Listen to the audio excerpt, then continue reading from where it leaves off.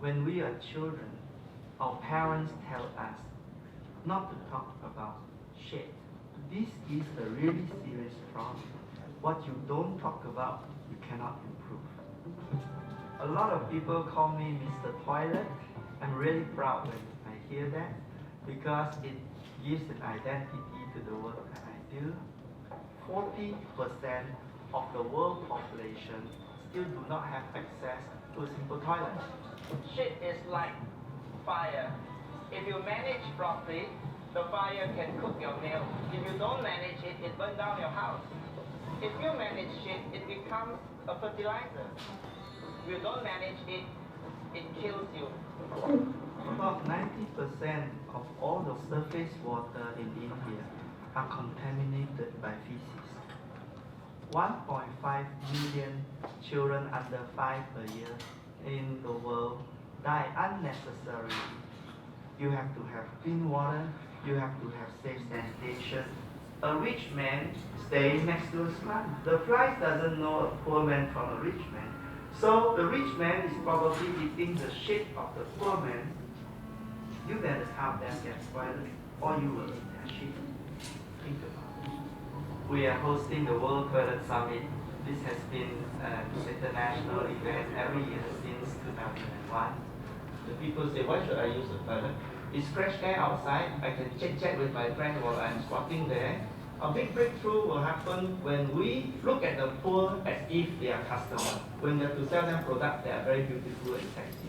Once this becomes object of desire, if you don't have, you're not keeping up with the Jonases. We want toilet to become a status symbol for the poor so that they feel proud to own a toilet. Just like a Louis Vuitton handbag. We are actually breaking the taboo on sanitation in the global news. World Toilet Day is 19 November every year. We have the big squad. We are protesting the plight of the 2.5 billion people that still do not have access to a toilet. The fact is, I think about toilet every moment. My life is only 80 years. I'm 52. If I'm going to spend 28 years consuming ostentatiously just to have a diamond watch that I can't read the time because it's too sparkling, it makes no sense. Doing social work that is creating some impact, I think it's better to die like that. I think we can see the day that everybody on planet Earth will have access to clean toilets any day, anytime.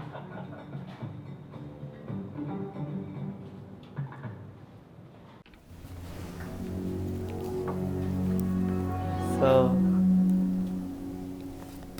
yeah, so hi everyone. Good turnout. Switch it off. Yeah.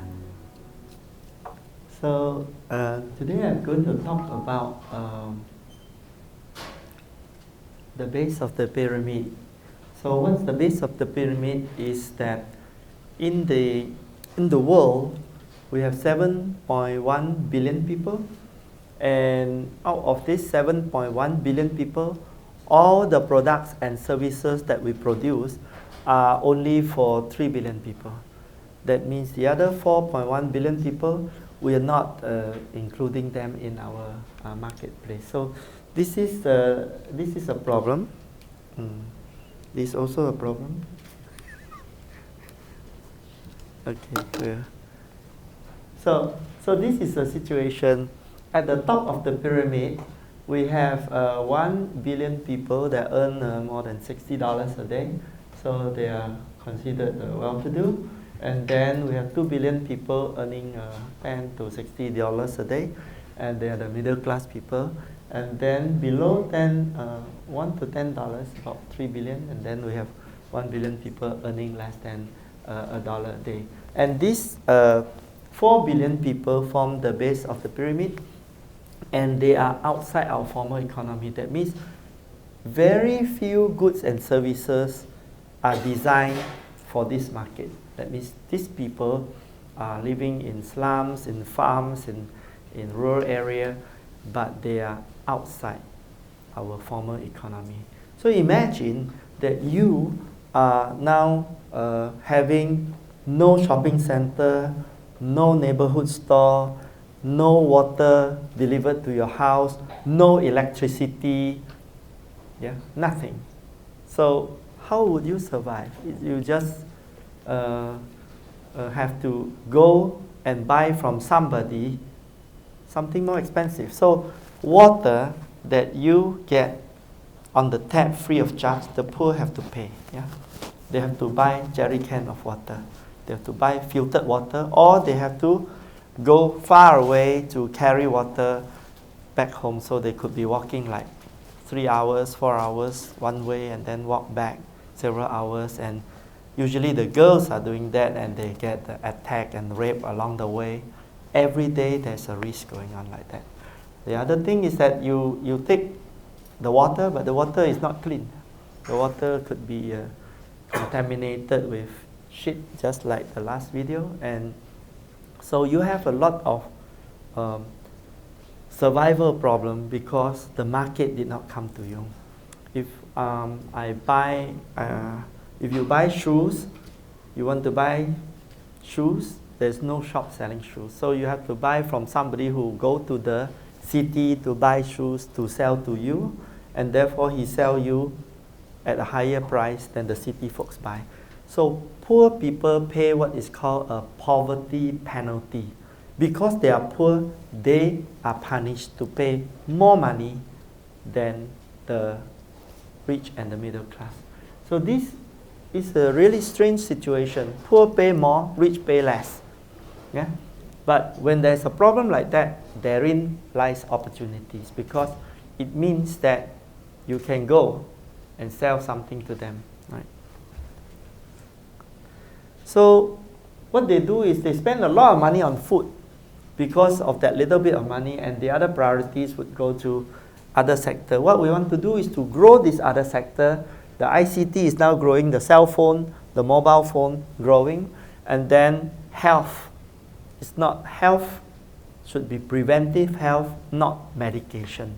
If you give them proper sanitation and clean drinking water, you will save a lot of money for doctors, nurses, and hospitals. So a lot of poor people never see a doctor a single day in their life because there's no doctor around. There are BOMO, there are some soothsayer, there are mediums in the temple, and there are witch doctors that would kind of wave some feathers on your forehead, and then you will be all right, or eventually you die anyway. So this is the type of problem poor people face. Yeah. How does this poverty situation happen? This situation happens because the world is dysfunctional. The people who are giving money in the foundation are giving not to the impact, but they are giving so that their ego looks good. So the beneficiary of the giving is the foundation itself. Then it's wrong. Yeah? If you are a foundation, you should be giving so that something happens. So foundation normally don't have a lot of employees to monitor that their giving is actually creating an impact. So what they do is they give to intermediaries who then give to other middlemen who then give to the guy who needs it. So after 2 or 3 intermediaries, the $1 become 50 cents, become 20 cents, become 10 cents. So this is the problem. And then you have the UN system. The UN, of course, have very altruistic goals, but they are not operational implementation on the ground. So most of it is very expensive against through intermediary. Then you have the NGOs. The NGOs started off wanting to do good. They want to save the world. They ended up with survival mode, trying to raise funds to pay salaries. So when you first started wanting to save the world, how did you end up on survival mode? It is because donors are betting on horses. They're saying this horse is stronger than that horse, so I'll bet money on this horse. And so a lot of resources are underutilized because maybe if all of you work together, it go faster. But actually, the rest of you don't get it. Some get it.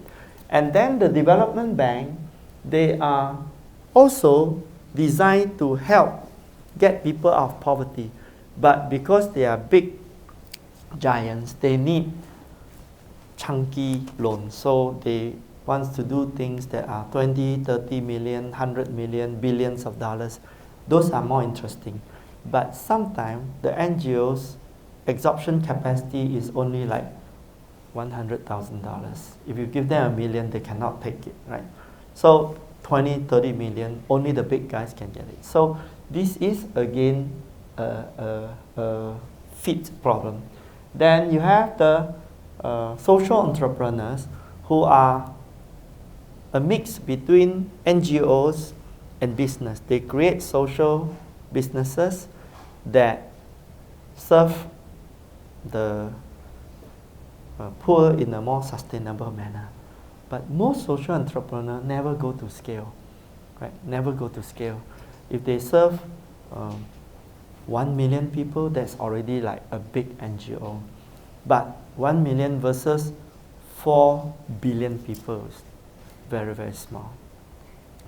And social entrepreneurs don't go to scale because they have the same problem with NGOs. After a certain time, they have a capacity problem. They have human resource problem. They have, when the donor gives them money, they want them to spend money measuring the baseline, measuring the monitoring and evaluation, and measuring the final impact. Of course, this costs money. So each time the dollar gets less and less, and the work for the paperwork gets more and more.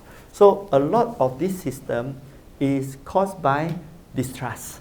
That means I can't trust you unless you turn paper to me. Otherwise, how do I know, right? So something is very, very wasteful in this whole system. The university, they are more focused on the educational aspect. So if we teach the people and then they are early stage startup and learn something, then whether this go to scale or not, we don't know. They graduated, right? So at the university level, the job is done, and then after that, hope you succeed, right? And at the government level, government has a lot of things. One of the biggest thing is bureaucracy. So not bureaucracy, but bureaucracy. Work to rule, follow rules, and then rules blocks, and after a while, a lot of things cannot be done. So even if you want to register an NGO in Vietnam, it will take you 1 year, and then it will be in one province, and then if you want to move to another province, then it will take you another 10 months. And you have also got to have approval from this province guy to go to that. So, everything is blocked. So, don't you think government is supposed to facilitate that their people life gets better, but things gets blocked? So these are the problems. And then the best thing for government to do is how government role is actually to collect taxes and then redistribute wealth so that most people are in the middle class, and then you motivate some high value add people, high net worth people to pay more taxes, and then you subsidize the people who actually could not help themselves. So that's the role of the government. But very often, because the poor don't pay taxes, they are not included in their priorities. So if we were to see, that's so far so negative. So if we have to see the positive thing is that the UN has strong legitimacy we could use. The foundation has money that if we convert it into capacity building and market infrastructure building, we can make an efficient marketplace. The multinational loves to enter to the base of the pyramid because they want to do the business. So does the SME because it's profitable. The NGOs can turn into social entrepreneurs and they can be more efficient. The development bank can break bulk of their 20, 30 million, $100 million loan into smaller pieces. And the university can research to do some legitimacy to prove the concept.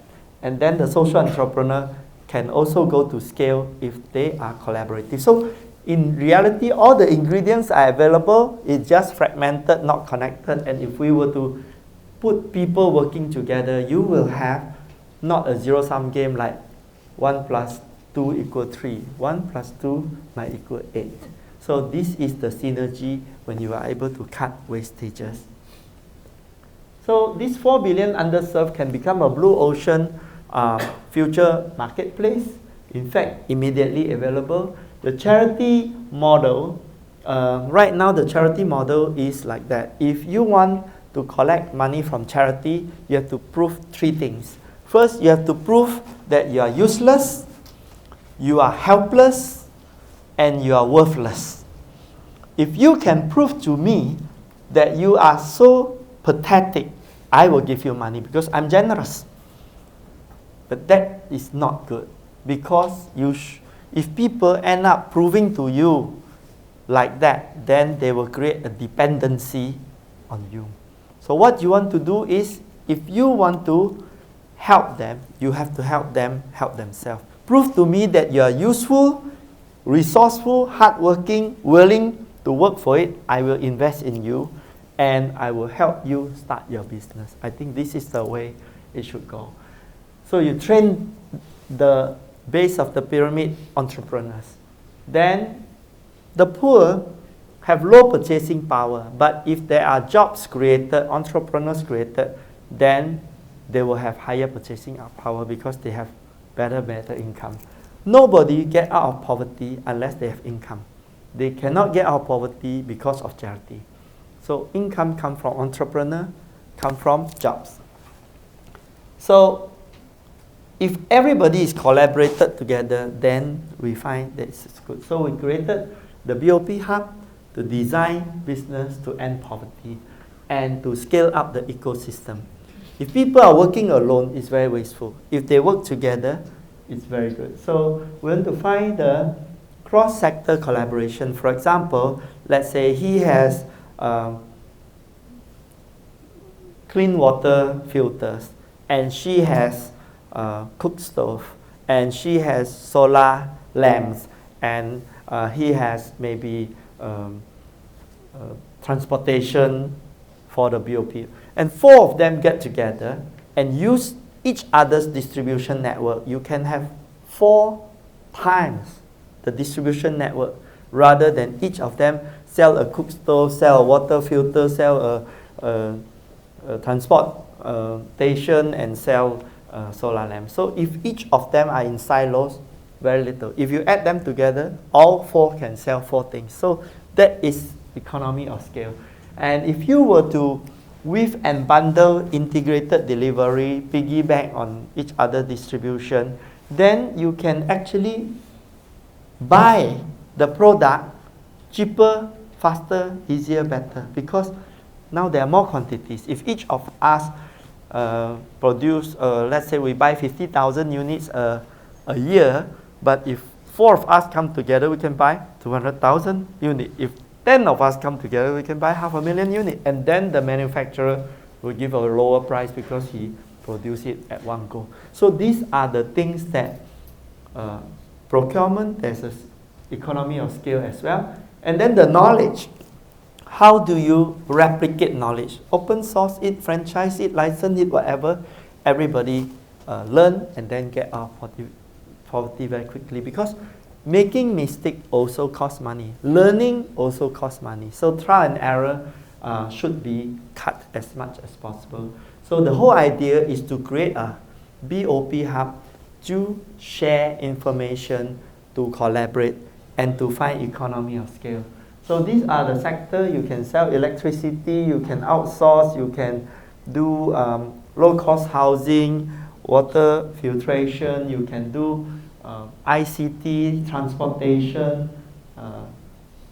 entertainment, nutrition, cars, cement, mosquito net, health, lots of things you can do. So high volume, low price, but still good profit. remember, when you want to do BOP business, it has to make a good profit. If it don't make a good profit, you cannot continue to grow your business. So don't worry about making profit from the poor. It's the only way you can grow the business. But you must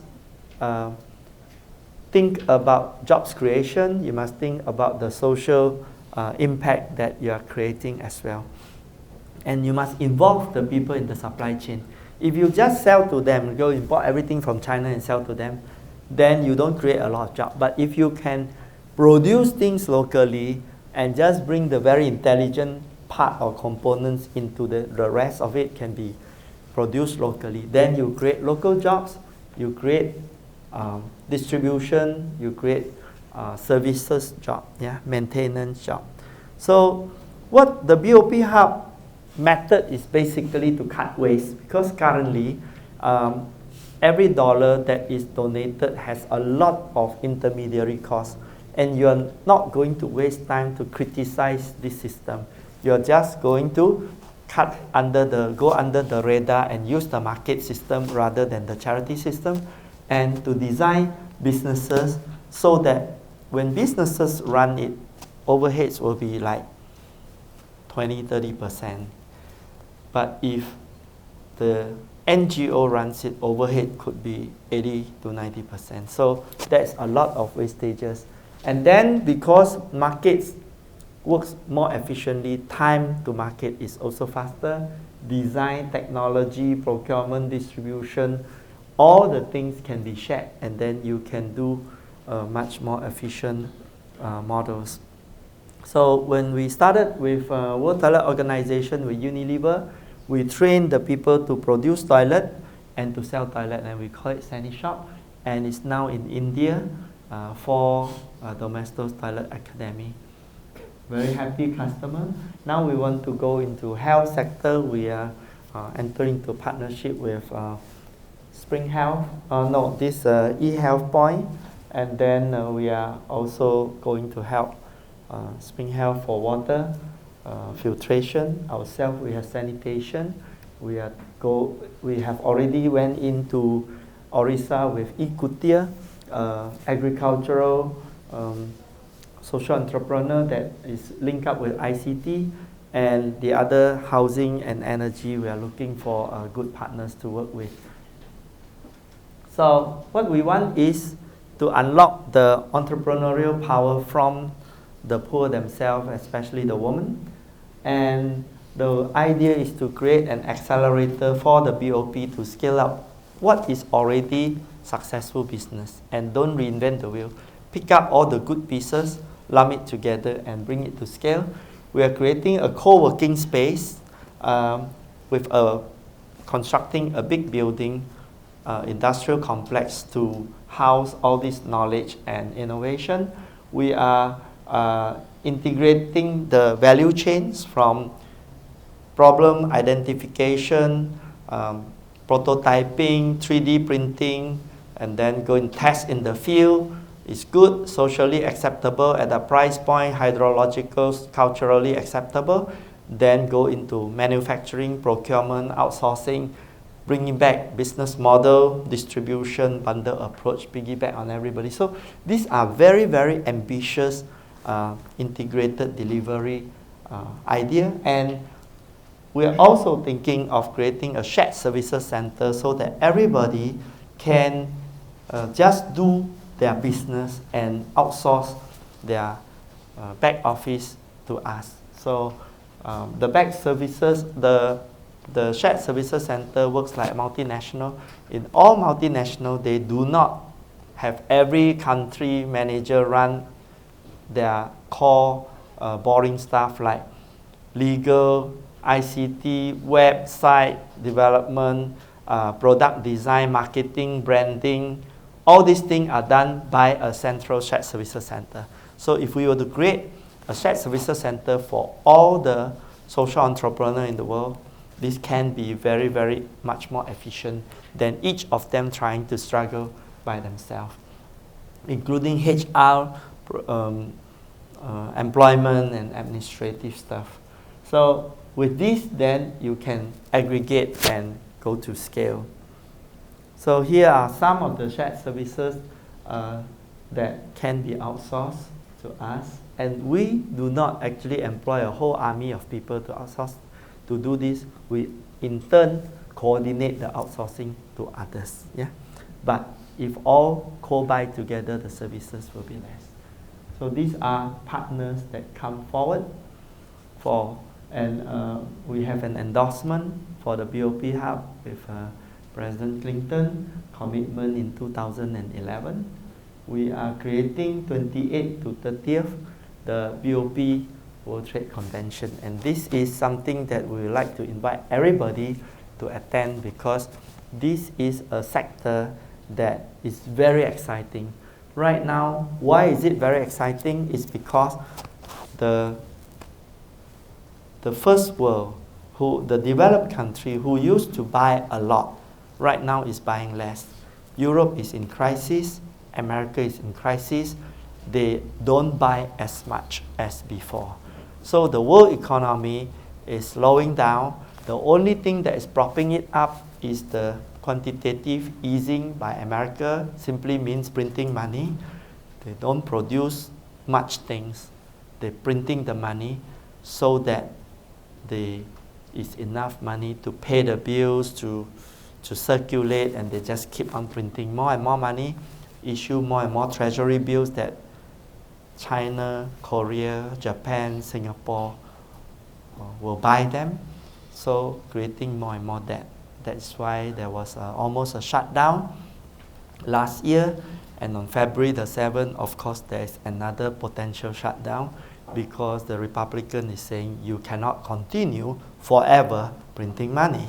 And the problem with politics today is populism is much more interesting, because you give people free things, you get votes. So same thing happened in Thailand recently. I was there just a few days.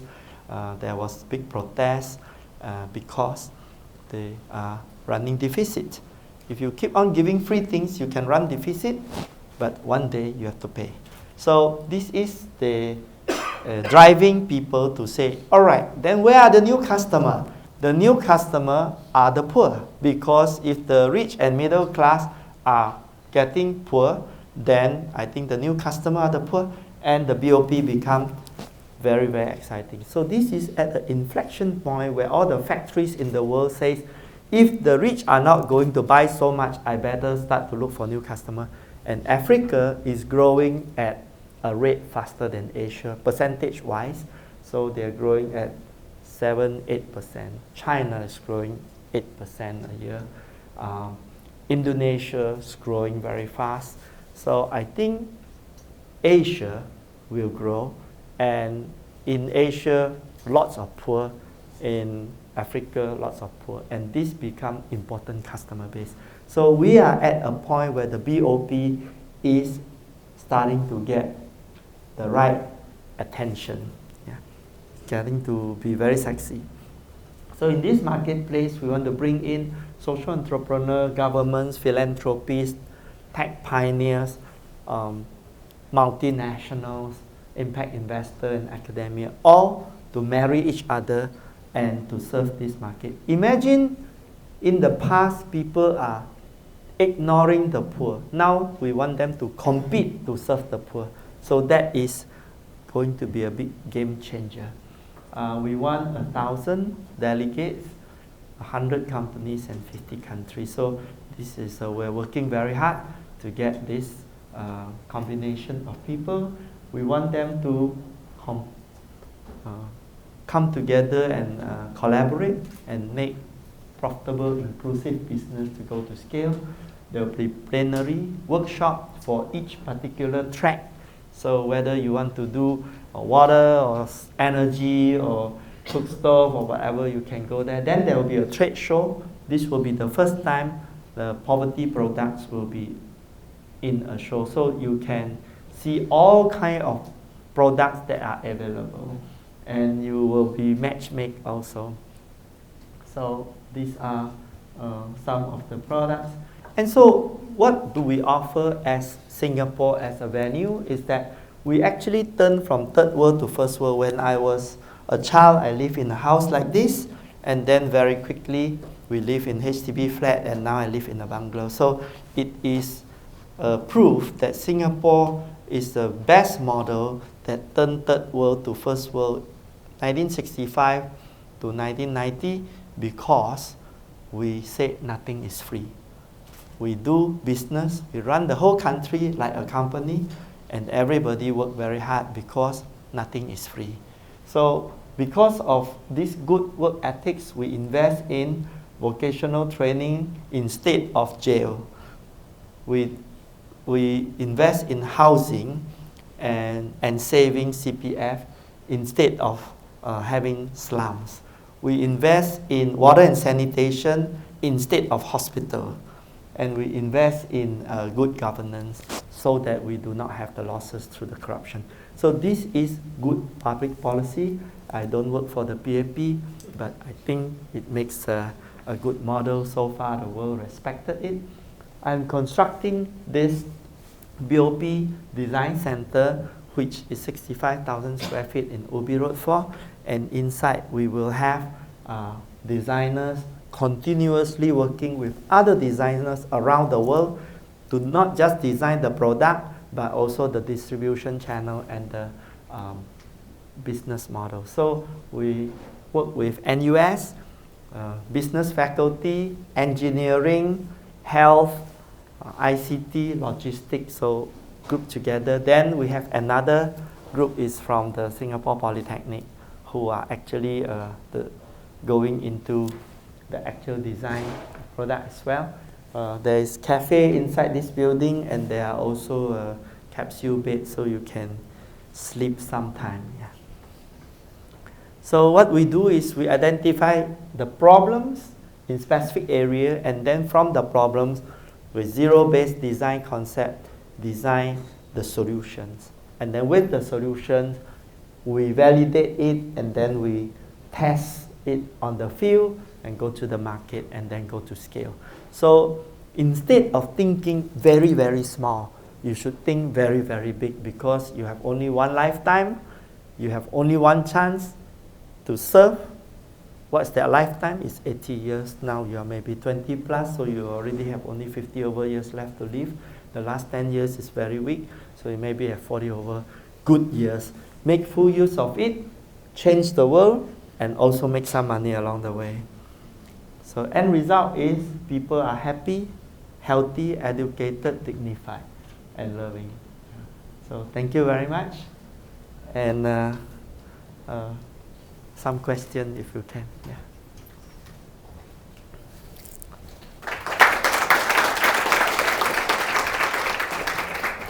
If you have any questions, there's a mic, but if not, feel free to just shout it out. Just stand and ask your question.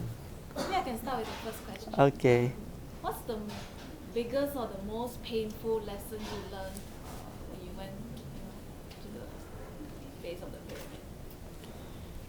The most painful thing is to know that all the world leaders are actually not competent. And it's really quite surprising.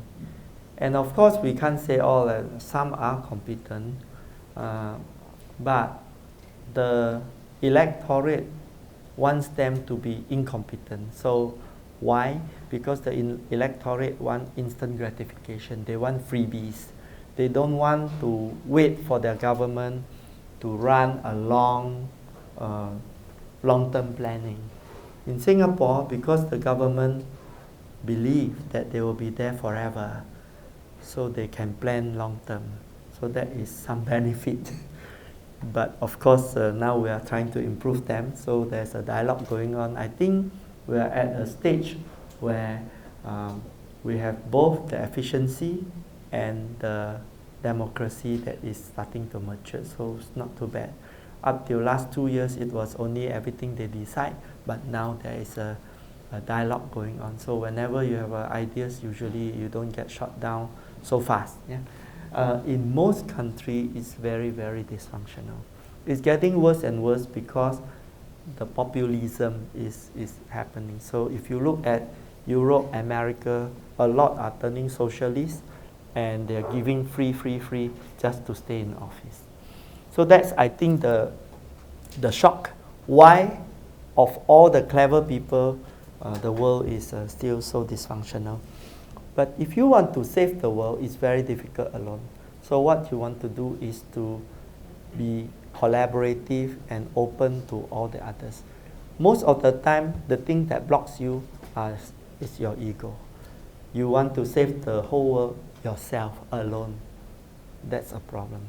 And don't be jealous that other people copy you. That's actually a compliment. If you have a good idea, nobody copy you, it's not a good idea. If a lot of people copy you, it's very good. And you invite people to copy you and then you collaborate with them openly. Try to know that you're not going to be here for long. You all have a very short life. You will die for sure. So far, no human beings have ever survived. Yeah. So what do you want to do while you're still alive? Go and do it.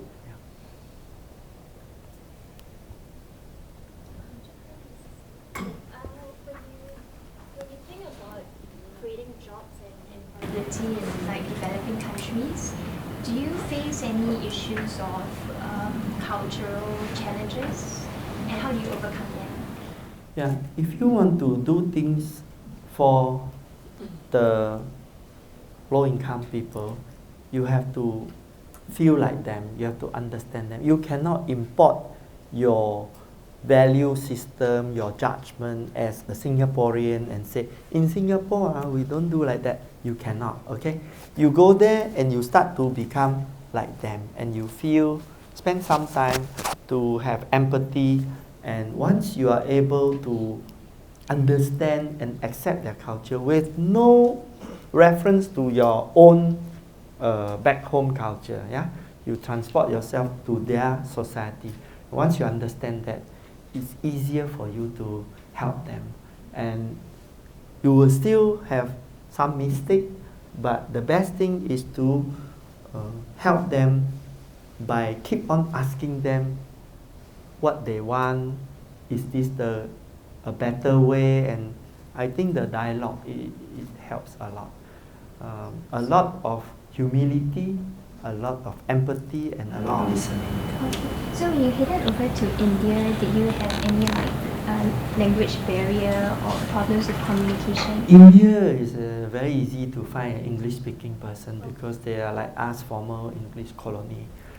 If there are tribes, then there are always some interpreter. I think nowadays quite easy to find English-speaking people. Yeah. Jack? Hi, Jack. Just want to ask you. Yes, we are aware of the needs of these poverty people here. You know, the basic needs. And just now you mentioned an example. They're buying things, paying higher price than us. The question is, how the affordability? Yeah, where do they get money from? Do they be able to pay a higher price than us? And then you're talking about we are talking about how to help them to make a living, like giving them skills, vocational training. Who's going to fund that? Or is it a foundation or something like, for example, not the government? Well, obviously, if not, they will not be in a poverty situation. Yeah, all these practical issues. We know there's a need there. You know, how can it be a business? Is a question of affordability here. Okay, so very often when you think of the poor, you create an image in your mind of somebody useless, worthless, and helpless. Why does this image appear in your mind? Because all the time you have been blackmailed emotionally by NGOs. They give you photographs of children that are really, really suffering. And they say to you, give me money or the child die. So you thought that there's only one type of poor, the one who is going to die, the one who is really, really helpless. And all the time you're bombarded with this. In fact, the message "give me money or the child die" is more often used by kidnappers. So the problem is that we then grow up to think that the poor has no money. I will tell you, if somebody have absolutely no money, he would have died. Because starvation itself will just kill them, right? So the fact that they are still alive is they have some money. Okay? So farmers, which constitute a big part of them. Slum dweller, another big part, but slum dweller are mostly employed. That is why they move to slum from the rural area into a slum, because it's near the workplace. So if you go to slum in India, you will find that they are dressed very nice. Their house looks terrible. They have no toilet. Their lifestyle is not very great. But their clothes are very nice. Why? Because they have to go to work in the rich man's house as a servant, gardener. They work in hotel, they drive taxi, pedicab. They work in factories everywhere. They go out. So you will find that poor people are misunderstood. They always have some money. One of the biggest consumer of Nokia cell phone. Nokia is like going bankrupt, right? But actually they're still surviving, because if you go to poverty sector, mostly Nokia cell phone. Battery lasts very long, don't need a lot of 3G things, and they can talk to each other. So how come poor people no money every month can pay $3, $5 of phone charges? Because it's a fashion. The telephone may not be needed. Even the school-going children, everyone have a telephone. You go to poverty school, hey, how come got a lot of telephone? Where did the money come from? Priorities. They'll save something, they'll do something else. One of the funny things, you go to slums or go to peri-urban places, is you find that they are drinking Coca-Cola. They are eating candies, snacks. But they don't have money for toilets. Yeah? So priorities are not necessarily rational, they're aspirational. But if you create jobs, they have more income. If let's say she sells cook stove, she sells solar energy, she sells water, he sells sanitation, he start to become a construction worker, everybody have job, then you get out of poverty. That's how Singapore turned from third world to first world.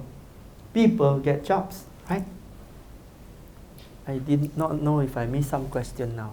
Yeah, that relates to vocational training. They need the skills, relevant skills. Actually, who's going to pay for the training of the skill? Training of the skill. The training of the skill is like that.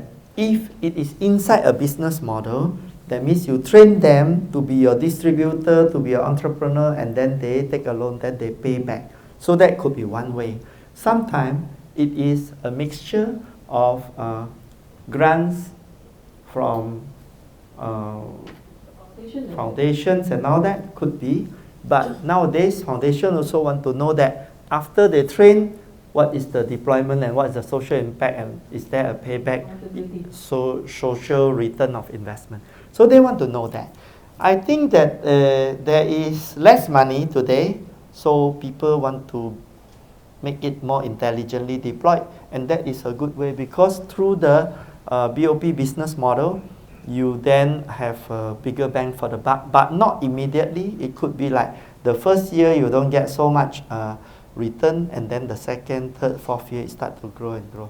So there's a lot of education of the donor as well. Yeah, and the others could be equity, could be loan. So there is a lot of blended capital needed to solve this problem, from philanthropic to totally commercial loan.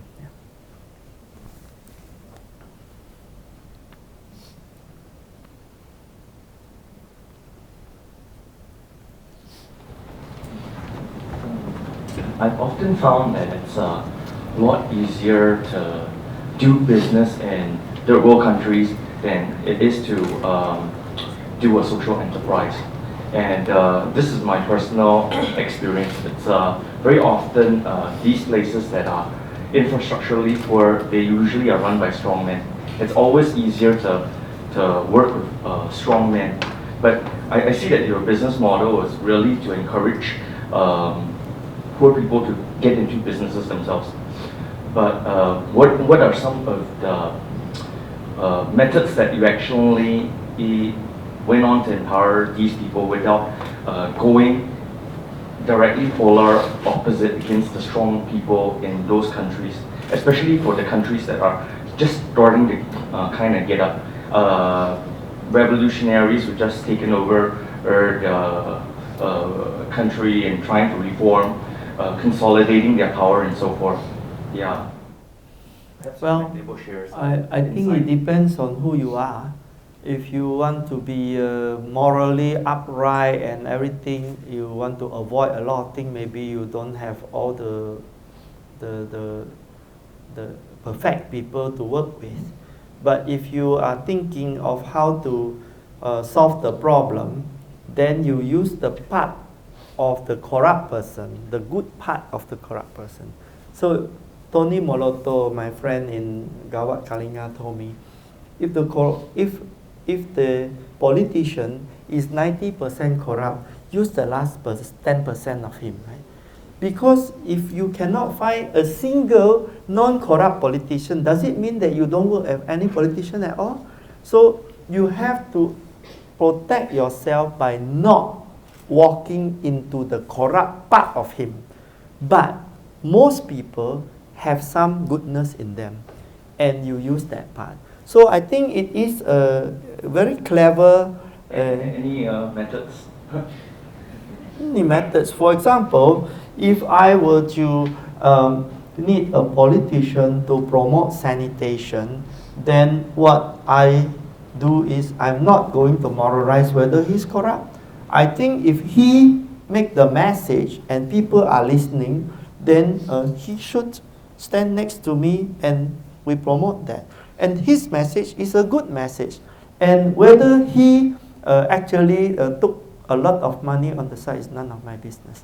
But what he gained by standing next to me is he get the media coverage, which makes him more popular.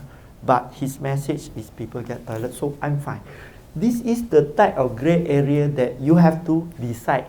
At what point you don't want? For example, that guy is a drug dealer, then no, totally we're not interested. But you have to figure it out yourself. What is the level of engagement you want to do? And another thing that I found is once any enterprise gets to a certain level, I'm going to refer India as still a third world country, even though it's rapidly developing. Often state and vested interests as those businessmen affiliated with local governments, they generally come and take over. I won't say take over completely, but a substantial amount of it is coerced to share equity within the company. So how would you do that, especially in India? Okay, the interesting thing about the BOP market is they are not interested in this. Because it's too little, too difficult, too small, right? They're more interested in gambling license, highway, construction, toll office, and whatever. So mostly we won't meet this type of people. How about, like, say, building a motorcycles, those and so forth? Yeah, but we're not into that scale, you see. So I think that those corrupt deals won't be attracted. We can't attract them. Even if we try, I don't think they will come. So it's quite safe. Well, thanks, Jack, for your guidance. Yeah. We are doing only where it's very difficult, right? Because why? Because it is not it's not interesting enough. That is why it's neglected, and that's where it's most needed. Yeah.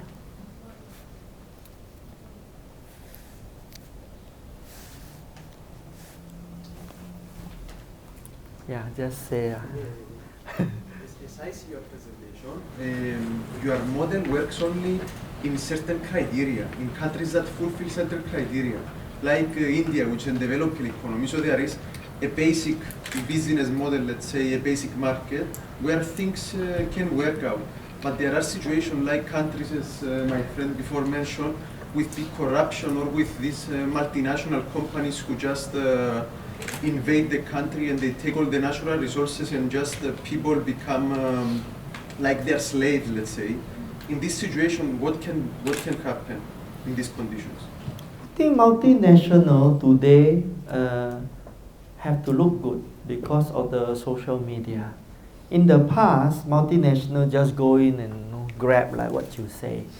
But because multinational have to look good in front of their global customer, so you can use multinational partnership for this type of CSR work as well, because they want to show that they are not monsters. Okay? So multinational that used to be monsters are starting to change their behavior to become more interested in social impact. Still, there are many multinational who don't, but the trend is that more and more multinational are very afraid of the social media. Why? Because the social media can overthrow government, as Arab Spring has shown. If they can overthrow government, they can overthrow companies. So companies are very scared. And they are already overthrowing products. You just go to check a hotel, TripAdvisor, and then you say, this hotel, oh, don't stay here, there are rats. Finished. Nobody goes. Cockroaches everywhere. Okay, don't come. So they are overthrowing products. Yeah? Service very bad. Receptionist very rude. So you don't go. So if you want to buy a camera, you go to review. You want to buy a hotel, you go review. Nowadays, opinion are very, very important. Similarly, products. If they say, this company burned the forest and created haze, they will lose a lot of business. So multinational are interesting nowadays more and more. There are governments who don't care, but they also very difficult to control social media. So to some extent, people are starting to become a little bit more careful because the social media are there.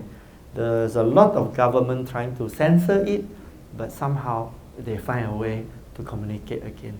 I would tell you, long ago, the first social media that I can remember is in China called the Mooncake Festival. Yeah, that is the first equivalent of internet. The Mongolians were controlling all the Chinese, right? That was the, what dynasty is that? Yuan dynasty. So the Yuan dynasty, all the Mongolians were controlling the Chinese. And they have 5 families use one knife for the kitchen. And there is one Mongolian living in their house and bullying them. So they put a message in the mooncake and they give everybody mooncake. And when they eat the mooncake, they read the message. On the 15th moon, on the midnight, yeah, we will beat the drum and you will kill the Mongolian in your house. So that's internet, you know. What is internet? Simultaneous mass mobilization, right? So that's how the Ming dynasty got back, because they killed the Mongolian in the house. Synchronized. If it wasn't synchronized, they cannot. They cannot. They will be bullied all the time. So internet has the power to change a lot of things, and I think this is an interesting age that I think we will get democracy not because politicians want it, but because the internet is making it.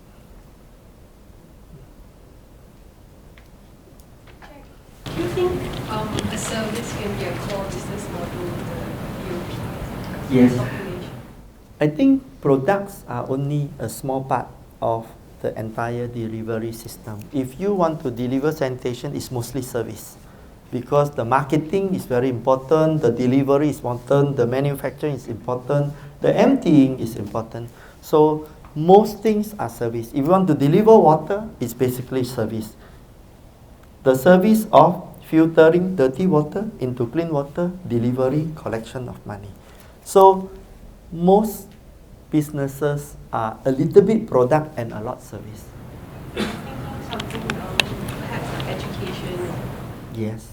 Education is one of the hardest to earn money, but maybe through MOOC, this massively open source courses?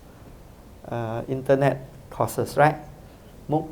I think this is taking the BOP by storm. Coursera is everywhere in the BOP. So what happened is children watch the internet for the courses and then they revise by themselves, no teacher.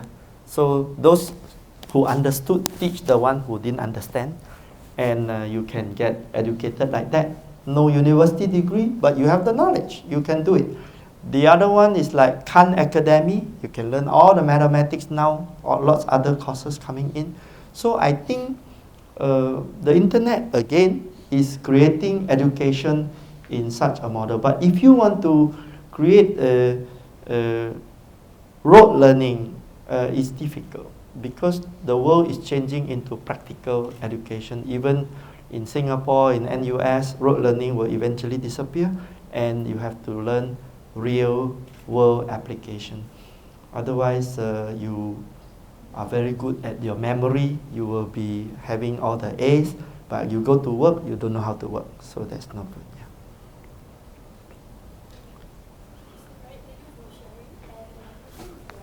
Since the BOP is like potentially highly profitable sector of the economy, what is the reason that keeps the big companies of the late developing countries still preoccupied with export-oriented industry instead of turning to their own countrymen and produce products for them? And my second question is that, is this trend going to be changed? If it is, how long will it take? Yeah, I think the answer is that in the past, because there are a lot of rich and middle class customers, so I know they no need to go and serve the more troublesome to reach BOP marketplace. So because this number of customers is reducing, this become more interesting. So that is one part of the answer. The second thing is that they don't know how to do it.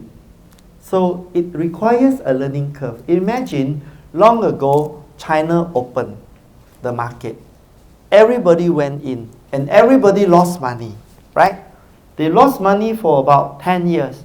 Then they start to make money. So those who died along the way, they killed by the learning curve.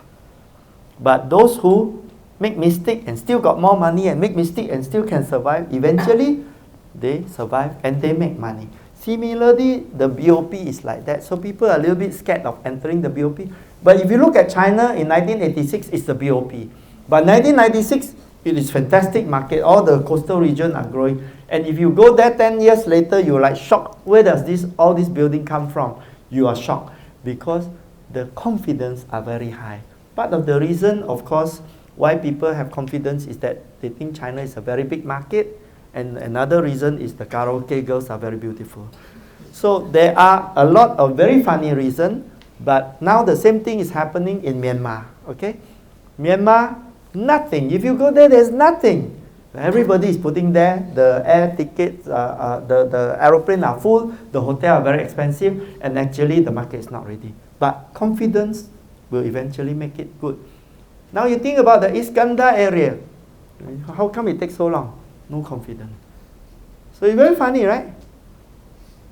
What you need to do in the BOP is you have to hype it. You have to let people feel that you want to enter there. Then come to the question of why the multinational did not enter it. The second reason is that the multinational manager is very scared because if I am a division manager and I go in and create a new product and then it fails, then I'm fired. So what do?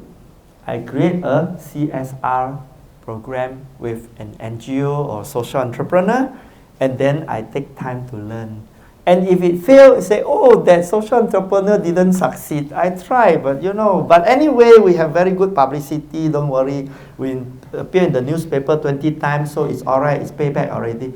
So the manager don't get fired. Yeah? And then once the social entrepreneur succeeded, what they do? They say, get lost. Now I do the business. So in reality, social entrepreneurs are proof of concept. They are not the real scalable model. So if you just want to know the truth, your success is when somebody take over you, when somebody copy you, that's your success. You should be very happy about that. I was in Africa this summer, so I went to this country called Tanzania, and I find the way that people do stuff here is very low efficiency. So I feel it's more of a culture thing.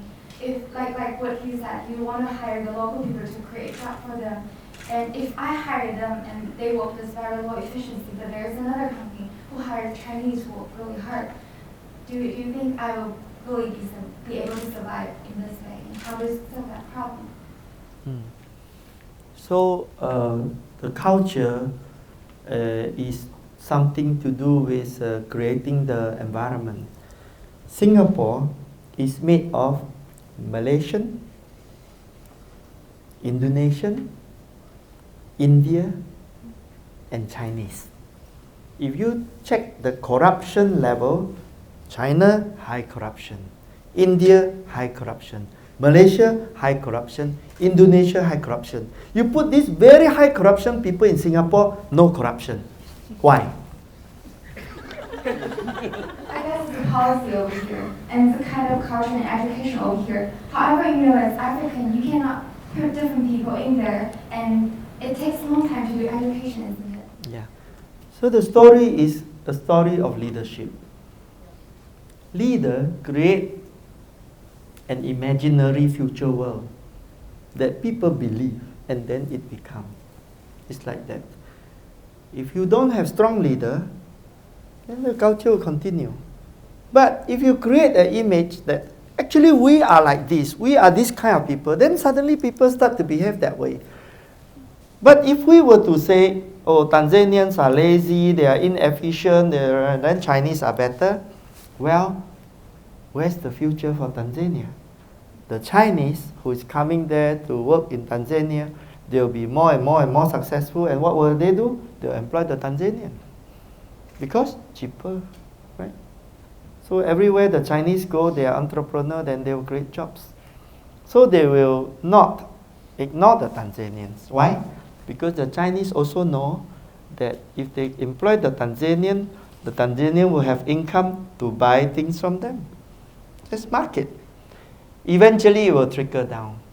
So also, if you go to Tanzania or any African state or any country, you will know that some tribes are very entrepreneurial and some tribes are not. So you cannot say all the same, you know, very funny, right? If you go to the Chinese people, then you will find the Teochew and the Hakka like to do business more than, let's say, the others, more or less. But most Chinese like to do business. But if you go to some other countries, you will find that, let's say in in Kenya, then you will find the Kikuyu tribes really very business-minded.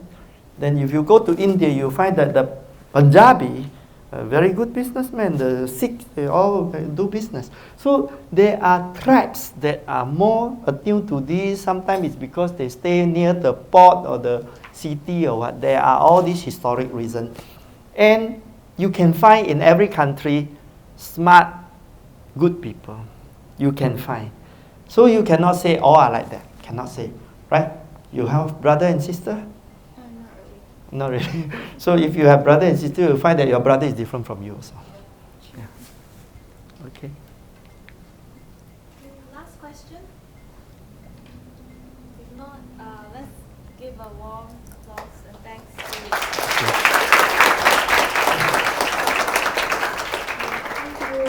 Thank you. We have a question waiting for you. And remember, if you have an idea or an emerging venture, don't forget to apply for the challenge.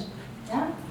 deadline is 28 January. And we're going to have some workshops in January as well, so look out for that. Information is all on the website. Okay, thank you very much.